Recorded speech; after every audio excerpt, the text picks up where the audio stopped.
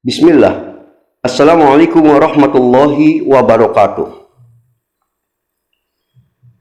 Innal hamdalillah nahmaduhu wa nasta'inuhu wa nastaghfiruh wa na'udzu billahi min shururi anfusina wa sayyiati a'malina. Man yahdihillahu fala mudilla lahu wa man yudlilhu fala hadiyalah. Asyhadu an la ilaha illallah wahdahu la syarika lah wa asyhadu anna Muhammadan 'abduhu wa rasuluhu la nabiyya ba'dah. Allahumma shalli ala Muhammadin wa ala alihi wa ashabihi ajma'in wa man tabi'ahum bi ihsanin ila yaumiddin. Amma ba'd, fa inna khairal hadithi kitabullah wa khairal hadi hadi Muhammadin sallallahu alaihi wa alihi wasallam wa syarrul umuri muhdatsatuha fa inna kulla muhdatsatin bid'ah wa inna kulla bid'atin dhalalah wa inna kulla dhalalatin finnar. Khairul kiram azzani Allah wa iyyakum. Bagaimana kabar antum semua? Ana selalu berharap semoga antum semua dalam keadaan baik. Amin. Saudaraku, tak ada ibadah badaniyah yang kedudukannya lebih tinggi di sisi syariat ini dibandingkan dengan ibadah sholat. Sebegitu tingginya ibadah sholat, maka sampai Nabi kita Sallallahu Alaihi Wasallam menyatakan bahwa sholat sebagai batas antara seseorang itu apakah beriman ataukah kafir. Maka sudah sepantasnya dan sudah menjadi sewajibnya bagi kita kaum muslimin untuk benar-benar memperhatikan terkait khususnya masalah sholat. Jangan sampai tidak sedikit kasus yang dimana orang yang dia mungkin zahirnya mengerjakan sholat, tapi ternyata na'udzubillah sholatnya tidak diterima oleh Allah Azza wa Jalla. Yang tadi padahal sholat adalah seagung-agungnya ibadah badaniyah. Saudaraku, terkait masalah ini, maka ana ingin mengangkat satu tema tentang betapa tragisnya ternyata ada orang yang ia telah sholat selama 60 tahun namun tak ada sholatnya yang Allah terima satu pun. Allahul musta'an. Tentu betapa tragis dan betapa mengerikan sampai ada seseorang yang dia sholat 60 tahun lamanya tak pernah dia tinggalkan. Tapi dalam rentang waktu 60 tahun dia sholat, tak ada satu pun dan tak pernah satu kali pun sholatnya diterima oleh Allah. Mengapa dan apa sebab utamanya? Untuk menjawab pertanyaan ini dan hal-hal yang terkait dengannya, maka mari kita awali dengan menyimak apa yang disabdakan oleh Nabi kita Sallallahu Alaihi wa alihi Wasallam. Inna rajul la yusalli sittina sanah. Sesungguhnya ada seseorang yang ia telah sholat sittina sanah, 60 tahun lamanya. Tetapi matuk balu lah sholat. Dari 60 tahun lamanya dia sholat, sudah 60 tahun dia tak pernah meninggalkan sholat. Tapi tidak ada satu pun sholatnya yang diterima oleh Allah. Apa sebab utamanya? Dalam hadis ini lalu Nabi kita Sallallahu Alaihi Wasallam langsung menyebutkan, la'allahu yutimmu ruku' wa la yutimmu sujud. Dikarenakan terkadang orang ini rukuknya sempurna, rukuknya benar, segala syarat rukun dalam rukuknya dipenuhi. Tapi wala yutimmu sujud, sayangnya saat sujud dia tidak sempurna, yang menyebabkan tidak diterima sholatnya. Dan wa yutimmu sujud, terkadang sujudnya benar, udah sempurna, tapi sayang wala yutimmu ruku', rukuknya tidak sempurna, yang mengakibatkan sholatnya selama 60 tahun itu tidak diterima oleh Allah Azza wa Jalla. Ini adalah hadis riwayat Ibnu Abi Syaibah dalam Al-Musannaf juz 1 halaman 288 yang Syekh Al-Albani rahimahullah dalam Sahih At-Targhib wa Tarhib nomor hadis 529 mengatakan sanadnya hasan, seluruh perawinya kredibel. Saudaraku, hadis tadi menunjukkan kepada kita ternyata di antara poros utama penyebab seseorang bahkan dari 60 tahun rentang waktu dia melakukan sholat tidak diterima oleh Allah dikarenakan dia melakukan kesalahan terkait dengan ruku dan sujud, yakni ketidaktumahninaan saat ruku atau saat sujudnya. Dan ada banyak dalil lain yang mendukung persoalan ini. Anak akan bawakan beberapa di antaranya agar kita semakin benar-benar serius, terutama saat ruku dan sujud dalam sholat kita. Jangan main-main. Perhatikan perkara ini agar jangan sampai kita kelak lelah sholat di dunia ini, puluhan tahun kita sholat, tapi di hadapan Allah ternyata tidak bernilai diakibatkan kita melakukan kesalahan yang amat fatal, yakni tidak menyempurnakan ruku dan sujudnya. Di antara hadis lain yang mendukung atas masalah ini, yang pertama adalah hadis yang bersumber dari Abu Abdillah Al-Asy'ari radhiyallahu anhu yang mengisahkan anna Rasulullah sallallahu alaihi wasallam ra'a rajulan la yutimma ruku'ah yankulu fi sujudi wa huwa yusalli.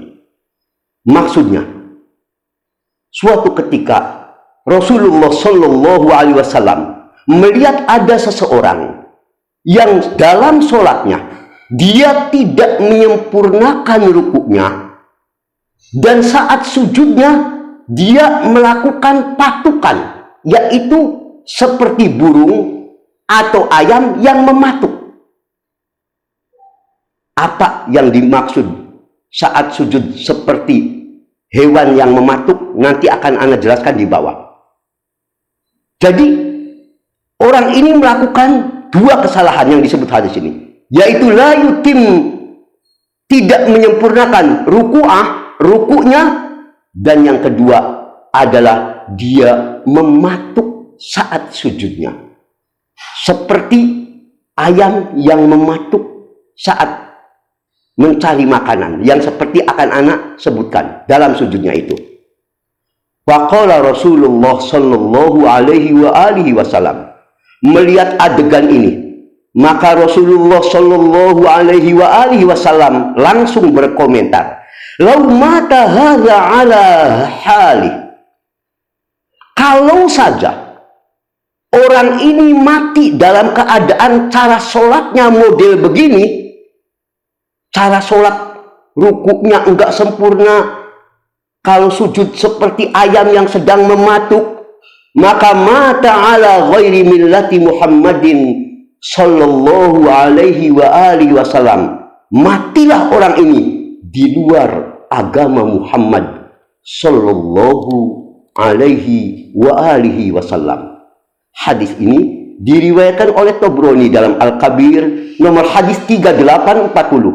Syekh Al-Albani rahimahullah dalam Sahih At-Targhib wa Tarhib juz 1 halaman 347 mengatakan hadis ini adalah hadis yang sanadnya hasan. Saudaraku, dimanapun antum berada, hadis ini merupakan ancaman yang sangat serius, di mana sampai Nabi Shallallahu Alaihi Wasallam menganggap orang yang tidak menyempurnakan rukuknya dan terlalu cepat dalam sujudnya, dianggap jika mati dalam keadaan ini maka mata ala ghairi millati Muhammadin Sallallahu Alaihi wa alihi Wasallam, mati di luar agama Muhammad Sallallahu Alaihi wa alihi Wasallam. Sekarang anak sedikit jelaskan tentang pengertian tadi mematuk dalam sujud. Para ulama telah memberikan penjelasan yang setelah anak rangkum semuanya maknanya sama. pada prinsipnya. Intinya, mematuk itu kita tahu, tidak ada satupun hewan yang mematuk itu lambat. Tidak ayam, tidak burung. Kalau matuk itu cepat, tak, ya, seperti ayam mematuk. Nggak ada ayam yang mematuk, ya, kayak bayangan gitu, lambat gitu. Nggak ada, ya, tentu langsung gitu. Ya, itu penggambaran sisi cepatnya orang yang saat sujud asal nempel, belum apa-apa, udah bangkit dari sujud. Duduk di antara dua sujud misalkan. Ya, ini. Pas sujud lagi, nggak lama bangkit lagi, seperti ayam yang mematuk atau burung yang mematuk. Sangat cepat, tidak ada tumak ninah di dalamnya. Saudaraku, dimanapun antum berada, dan di antara hadis lain yang mempertegas masalah ini agar kita lebih berhati-hati adalah apa yang dikisahkan dari Ali bin Syaiban radhiyallahu anhu, yang pernah mengatakan, kharajna hatta qadimna ala Rasulillah sallallahu alaihi wa alihi wasallam fabayana wa sallaina khalfah. Kami, kata Ali bin Syaiban radhiyallahu anhu, pernah keluar untuk menemui Nabi SAW. Ya, beliau ini seorang utusan, ya, seorang yang sedang diutus saat itu, menghadap kepada Nabi SAW bersama teman-temannya. Lalu setelah ketemu Nabi, mereka membaiat Nabi, ya, mengakui kerisalahan beliau, siap hidup dan mati bersama Nabi SAW, baiat kepada Rasulullah Sallallahu Alaihi Wasallam. Dan setelah selesai pembaiatan, maka sholaina khalfah, kami sholat menjadi makmum di belakang beliau. Lalu falamaha bimu akhari ainihi rajulan la yuqimu sholatah, yakni sholbah firruku was sujud. Dan pada saat itu, saat Nabi SAW sedang berbareng-bareng sholat dengan sahabat itu, beliau sempat dari sudut matanya melihat ada tadi yang sedang ikut sholat bersama beliau itu, saat ruku dan sujudnya tidak sempurna. Sempat terlihat sekilas oleh beliau. Dari sudut matanya beliau melihat, ini ada nih, ya, di antara sekian yang sholat bersama beliau, makmumnya ini, la yuqim, tidak meluruskan punggung. Ya, kita tahu saat kita ruku harus sempurna, ya, dalam artian tulang punggungnya lurus, ditandainya begitu. Demikian pula saat sujud, sampai sempurna dulu. Jangan langsung kita baru nempel, belum sempurna, tulang juga belum pas, ya, tulang belakang langsung kita bangkit dari sujud. Ini tidak boleh. Falamma qadan Nabi sallallahu alaihi wasallam shalah, maka melihat apa yang tadi beliau sholat, lihat saat dalam sholatnya, saat beliau sempat melirik keadaan orang ini, maka setelah sholat langsung Nabi kita SAW mengingatkan kepada para sahabatnya, ya ma'syarul muslimin, wahai seluruh kaum muslimin. Dalam hal ini saat itu tentu para sahabat beliau ridwanullah alaihim ajmain. La sholata, aku ingatkan, makna bebasnya, aku ingatkan, la sholat, tidak ada sholat, liman la yuqimu sholbah firruku was sujud. Tidak ada sholat bagi orang yang tidak menyempurnakan rukunya maupun sujudnya. Tidak sampai benar lurus rukunya, bukan masih tegak gini setengah, ya, asal-asalan. Saat sujud juga tidak disempurnakan, tidak ada sholat. Percuma Anda sholat kayak gitu. Maknanya seperti itu.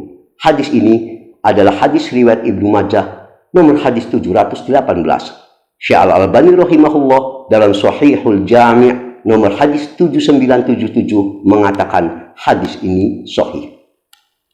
Dan yang ketiga, asar yang bersumber dari sahabat Hudzaifah radhiyallahu anhu. Diceritakan, ro'a Hudzaifah rajulan la yutimur ruku was sujud. Suatu ketika sahabat yang mulia Hudzaifah radhiyallahu anhu melihat ada seseorang yang saat ruku dan saat sujudnya tidak menyempurnakan, asal-asalan. Maka langsung beliau radhiyallahu anhu mengingatkan, ma shallait. Setelah selesai sholat, diingatkan orang ini. Kamu ini bukan sholat apa-apaan model begini. Kalau makna bebasnya, ma sholat. Kamu ini nggak sholat. Sampai beliau lalu mengingatkan, walau mutta ala ghairil fitrati fatarallah Muhammadan sallallahu alaihi wa alihi wasallam alaiha. Dan sungguh kalau kamu mati dalam kondisi cara sholat kamu masih cara begini, maka sungguh matinya kamu di luar agama yang fitrah, yang dimana Allah telah menetapkan Muhammad SAW berada di agama yang fitrah ini. Andai kau mati cara sholatnya begini, kau telah di luar agama yang fitrah yang Allah datangkan kepada Muhammad sallallahu alaihi wa alihi wasallam. Hadis ini hampir sama dengan yang tadi Ana sampaikan sebelumnya. Sahih Bukhari nomor hadis 1418. Saudaraku, ini semua menunjukkan kepada kita betapa terutama urusan tumakninah saat ruku dan sujud menjadi sedemikian penting dan menentukan apakah sholat kita diterima atau tidak. Dan khusus terkait sujud, sebab ini yang sering masih Ana dapatkan. Tidak sempurnanya posisi sujud yang mengakibatkan berpotensi kita sholatnya tidak akan diterima oleh Allah. Karena itu Ana ingin sedikit menambahkan penjelasan masalah ini khususnya terkait posisi sujud. Ana ingin ingatkan, tidaklah kita disebut sempurna posisi sujud seperti tadi yang dikatakan oleh Nabi SAW, ya, tidak akan disebut sholat jika sampai Anda tidak melakukan ini. Di antara keharusan yang tidak boleh kita lalaikan saat sujud adalah menempelkan dengan kuat 7 anggota tubuh saat sujud, ditempelkan dengan sempurna. Jangan buru-buru, harus nempel semua 7. Nggak boleh salah satunya yang nggak nempel di tempat sujud. Dalil masalah ini adalah apa yang disampaikan oleh Nabi kita Sallallahu Alaihi Wasallam yang saat itu diingatkan kepada Ibnu Abbas radhiyallahu anhuma, ya, sebagai salah satu saksi mata hadis ini. Umirtu an asjuda ala sab'atin a'lum. Sesungguhnya aku diperintah untuk sujud dengan menempelkan 7 bagian tubuh. Diperintah 7 anggota tubuh ini harus nempel. Tidak boleh satu pun yang terangkat. Mana saja. Wa asyara biyadihi ala anfih. Lalu pada saat itu kata Ibnu Abbas radhiyallahu anhuma, dari 7 itu Nabi langsung menjelaskan. Yang pertama beliau mengisyaratkan pada hidungnya. Hidung dianggap 1. Semuanya ada 7. Kita perhatikan. Pertama hidungnya harus nempel saat sujud. Hidung harus nempel ke tempat sujud. Kedua, wal yadain, kedua belah tangan harus nempel di tempat sujud dengan sempurna. Tempelkan. Berarti sudah 3. 1 hidung, kedua telapak tangan kanan dan telapak tangan kiri di tempat sujud. 3. Berarti total dengan hidung. Selanjutnya warukbataini, kedua lutut juga harus nempel. Berarti sudah 5. Tinggal 2 lagi. Mana yang 2 lagi? Wa atrofil qadamain, dan 2 ujung dari kaki kita, yaitu ujung kaki, ya, jari-jari harus ditempelkan di tempat sujud, ya, harus ditempelkan dengan kuat, jangan diangkat. Berarti ini total 7 anggota tubuh yang wajib kita tempelkan dengan kuat pada saat kita sujud. Sahih Bukhari 812, Muslim 490, dan lain-lain. Saudaraku, berapa banyak di antara kita, jujur, Ana sering melihat ada teman-teman kita yang saat sujud itu hidungnya nggak mau nempel. Dia tekuk kepalanya, hidungnya nggak mau nempel ketat. ada alasan bau tempat sujudnya, Allahul musta'an. Ya, dia nempel cuma sedikit gitu, bukan menempel dengan ketat. Ini salah, berpotensi batal sholatnya. Terkadang ada lagi yang ana sering lihat, kedua tadi ya, ujung kaki itu ngangkat, kadang salah satunya diangkat, enggak ditempelkan gitu ya, ujung kaki ini di belakang itu, jari-jari tidak nempel, ada yang diangkat, kadang diangkat salah satunya, terus posisinya seperti itu. Jangan lakukan itu, sebab ini berpotensi menjadi batal sholat kita. Sampai Imam Syafi'i rahimahullah pernah berkata, "Lau akhalla bi'udwin minha lam tasih sholat." Kalau saja ada orang yang sholat lalu luput, yakni tidak menempel salah satu saja di antara 7 anggota tubuh tersebut, maka tidak sah sholatnya, kata Imam Syafi'i rahimahullah, sebagaimana terdapat dalam Syarah Sahih Muslim juz 4 halaman 208. Kalau salah satu ya, hidungnya tadi ya, keningnya menempel, hidungnya nggak nempel ini, atau kadang hidungnya nempel sedikit, akhirnya keningnya nggak nempel, tidak sah sholatnya. Jangan main-main, 7-7-nya harus nempel sempurna. Syekh Al-Utsaimin rahimahullah menyatakan, "Wasujudu ala hadhihi al-a'dha'i sab'ah wajibun fi kulli hali sujud." Dan menempelkan 7 anggota tubuh tadi saat sujud itu wajib hukumnya. Bimakna, maksudnya kata Syekh Al-Utsaimin rahimahullah, annahu la yajuz ayyarfa'a adwin min a'dha'ihi hali sujudi. Tidak dibolehkan bagi orang yang sholat dalam kondisi sujud tadi untuk mengangkat satu saja dari anggota tubuh sujudnya tadi. Ya, ayyarfa, mengangkat salah satunya saja nggak nempel, tidak boleh. La yaddan, tidak itu tangan, kedua telapak tangan, misalnya nggak nempel salah satunya, ya. Wala rojulan, tidak pula kakinya. Wala anfan, tidak pula hidungnya. Wala jabhatan, tidak pula keningnya. Wala syai'an min hadhil a'dha'is sab'ah, dan tidak pula anggota tubuh dari 7 anggota tubuh yang diperintahkan tadi. Tidak boleh, kata Syekh Al-Utsaimin rahimahullah. Ini wajib hukumnya, kata. Satu pun nggak boleh ada yang terangkat dari tempat sujud. Lihat dalam Syarhul Mumti' juz 3 halaman 37. Saudaraku, dan di antara perkara ini yang paling lebih sering dilakukan orang, sekali lagi, adalah tidak menempelkan hidung. Kebanyakan orang itu hidungnya nggak nempel ketat gitu di tempat sujud. Tadi ada yang alasannya asal aja gitu, ujungnya doang, nggak ditempel ketat ke tempat sujud.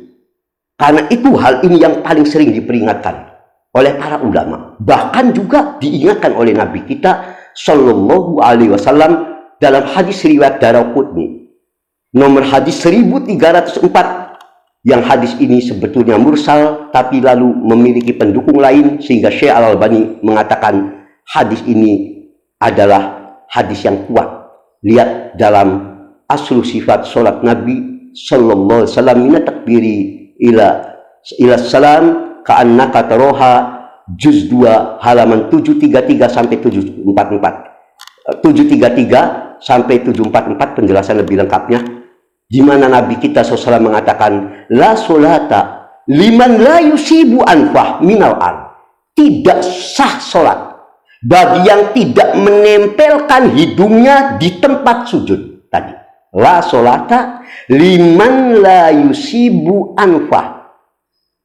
Tidak sah solat bagi yang tidak menempelkan ketat hidungnya fil ard, di tempat sujudnya, ma yusibul jabin, sebagaimana dia menempelkan kening. Kan kita kalau kening pasti sujud, hidung juga sama, kedudukannya sama, jangan diangkat. Ini sampai ada penekanan kasus masalah hidung ini. Sebab memang ini yang nyatanya banyak terjadi. Dan ikhwan azanillah wa iyyakum, Ibnu Abbas radhiyallahu anhu juga mengingatkan ini. Sebagaimana terdapat dalam Musannaf Ibnu Abi Syaibah nomor 2688. Idza sajada ahadukum, jika salah seorang di antara kamu sujud dalam sholat, maka beliau katakan falyulzik anfah bil hadid, maka tempelkan, tekankan dengan kuat hidungmu itu ke tempat sujud dengan kuat. Maka di sini falyulzik anfah bil hadid, tempelkan dengan ketat hidungmu itu. Di sini penekanannya di hidung, karena memang kasusnya yang banyak di sini. Ya, orang kalau sujud enggak ini asal tempel ujung hidungnya aja, enggak ada penekanan gitu. Mengapa? Fa innallaha qad ibtagha dzalika minkum. Karena ya, kata Ibnu Abbas radhiyallahu anhu, ya itulah cara yang Allah kehendaki padamu agar kamu melakukan itu. Tentu ini Ibnu Abbas radhiyallahu anhu tidak ngomong seenaknya sendiri, ya. Beliau melakukan ini karena taunya beliau atas sunnah Nabi Sallallahu Alaihi wa alihi Wasallam. Saudaraku, dan atas dasar itu pula maka wajib dengan penjelasan yang ana sampaikan agar kita benar-benar memperhatikan itu. Jangan sampai pada akhirnya sholat kita menjadi sia-sia diakibatkan kita tidak benar-benar sempurna dalam ruku dan sujud kita. Wabil khusus saat sujud tadi, perhatikanlah tentang keharusan menempelkan 7 anggota tubuh saat sujud. Semoga apa yang ana sampaikan ini ada manfaatnya buat kita semua untuk bisa lebih memperbaiki kualitas sholat kita ke depan. Amin. Subhanakallahumma wa bihamdik, asyhadu an la ilaha illa anta, astaghfiruka wa atubu ilaik. Walhamdulillahi rabbil alamin. Wa sallallahu ala Muhammadin. Wassalamualaikum warahmatullahi wabarakatuh.